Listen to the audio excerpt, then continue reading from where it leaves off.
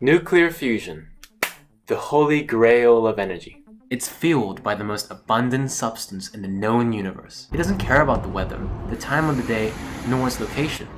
But the most impressive thing about fusion is its ability to power the entire sun.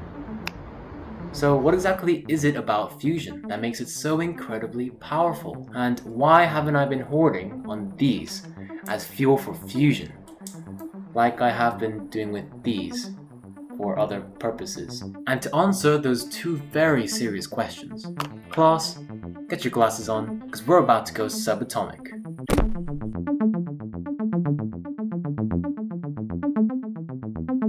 Welcome to the subatomic. These are my two protons. They have the same charge, so they repel each other. And the closer they get, the stronger the repulsion. But if so, how do we explain something like this, where the protons are practically stuck next to each other? They should really be flying off in opposite directions, but they don't. It doesn't make sense unless there's an even stronger force holding these two together. And that force, we call it the strong nuclear force. And with every force comes a source of potential energy. Just like how gravity gives us gravitational potential energy.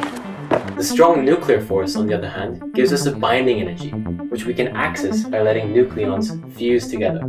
That's great and all, but where does all this energy ultimately come from? From their mass. Mass and energy equals mc squared?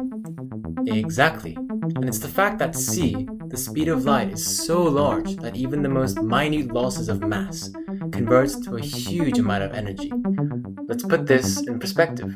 6 liters of water contains enough deuterium nuclei that, when fused with tritium, releases more energy than burning 1,000 kilograms of coal. But any half-hearted kind of collision just won't do.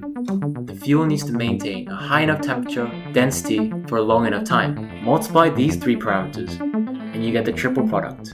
Ever since the 60s, our fusion reactors have doubled the triple products every 2 years. And what's more is that by 2035, the ITER mega project is hoping to demonstrate to the whole world that realistic, self-sustaining fusion reactions are indeed possible. Nuclear fusion is a great opportunity, but an even greater challenge. But we shouldn't forget that true power isn't stored in the mass of nucleons, but is found in the will of the human spirit.